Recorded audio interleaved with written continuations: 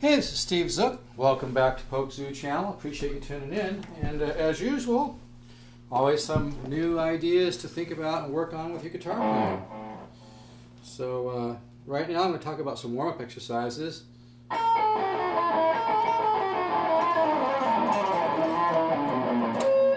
that one. I'm just going 2, 2, 1, 4, 3, 2, 1. Then you double up. So.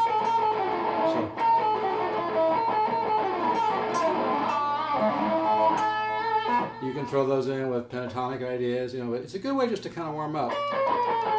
You can do a bam, put the accent on that second finger, bam, bam. Sometimes double up.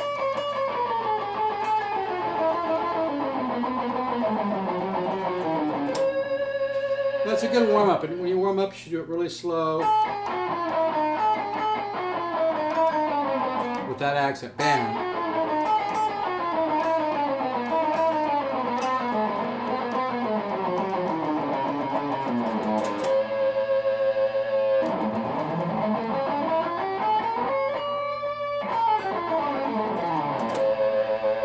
So that's a great warm-up exercise. Another thing I showed a while back was an old Charlie Parker riff, I do believe.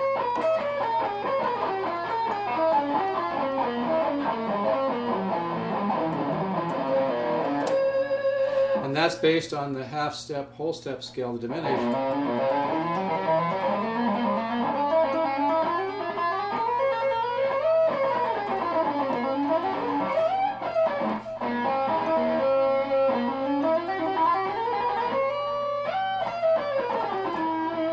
Now, if you take this idea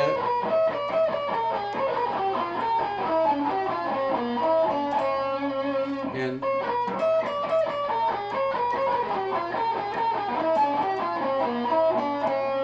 you get a nice little bit different variation than, which is cool, by the way, you know. But it's all about variation, so you can. Another idea is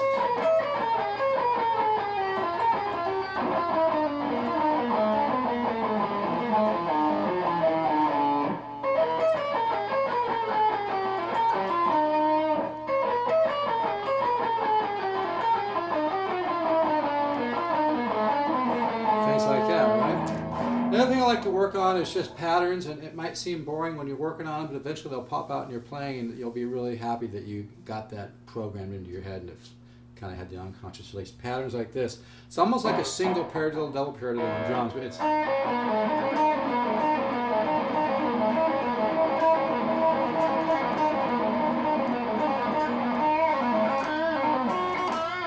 like to then go into pentatonic ideas. So just working that pattern. You can do it. You can go up like that.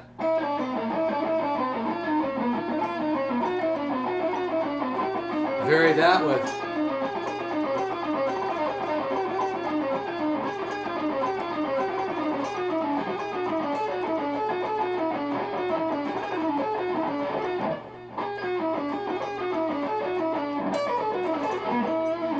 So if you practice those patterns, then you'll be able to recall them, you know, kind of spontaneously at times. So anyway, that pattern there. And then also, sometimes just doing things like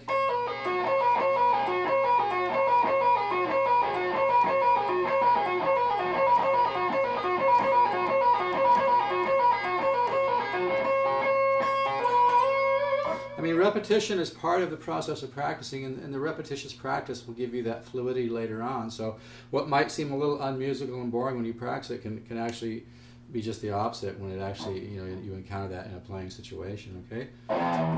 Earlier today I did this lick, and I actually changed strings on the guitar. I did this earlier with the same guitar showing this lick.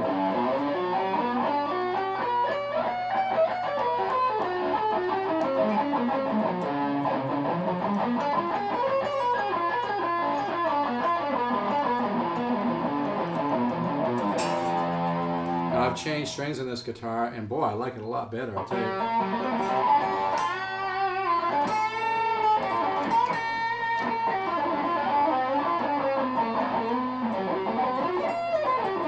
So a really nice guitar. I love it. But anyway, this riff here is 3 octaves G major 7 arpeggio. And you're starting on the 3rd fret. Fingering, by the way, 2, 1, 2, 1, 2, 1, and then bring your first finger up to the 7th fret and bar those. Makes it a lot easier. First finger here. 2, 1, 3, 3, 4. Okay?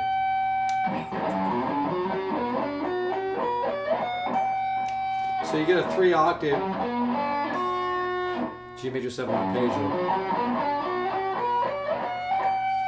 Try to think of that as one idea.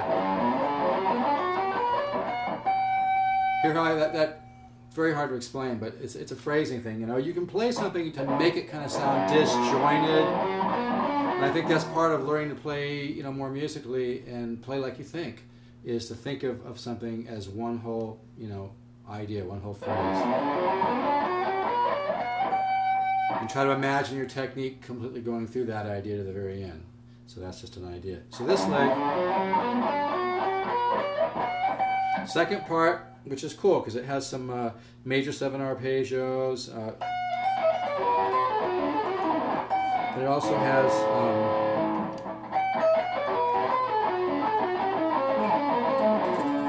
some kind of dominant major 7.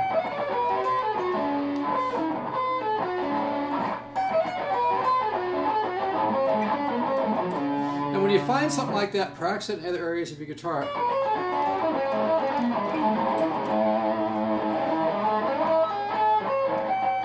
Then maybe go up a major 7. So when you find something that works, try it somewhere else. Okay, so that leg.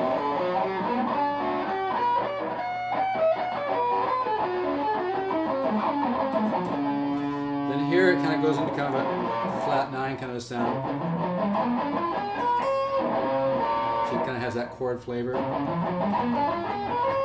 And then from there it's a diminished. But sometimes I'll get those notes there. I like that. As opposed. Does it either one, right? That's the whole idea. And it has a certain flavor when you pull that off.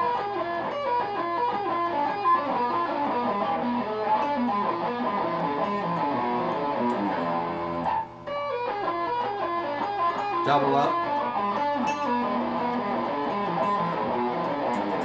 From there you might want to go into these.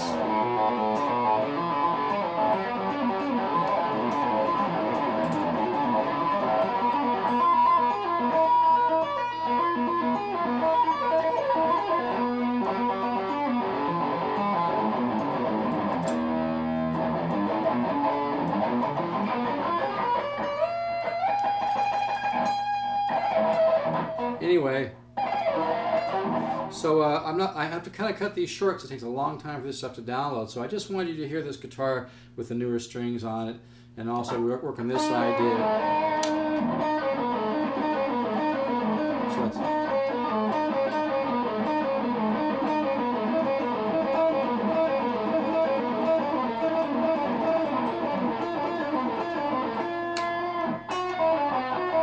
the accent, bam, bam.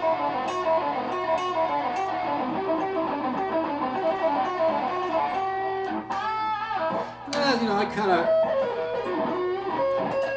had a little McLaughlin influence. I used to be a drummer too, so that's almost like a single paradiddle to a double paradiddle with accents. But that.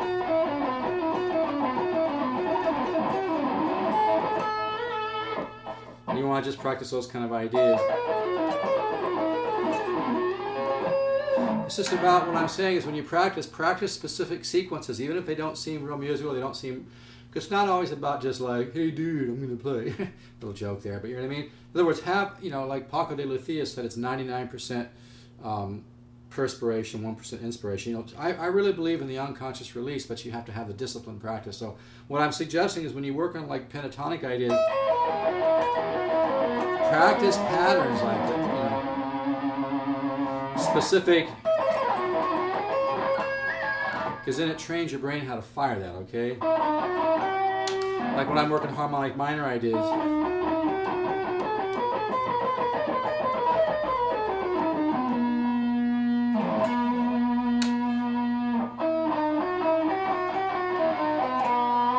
But I better stop this right now, and so...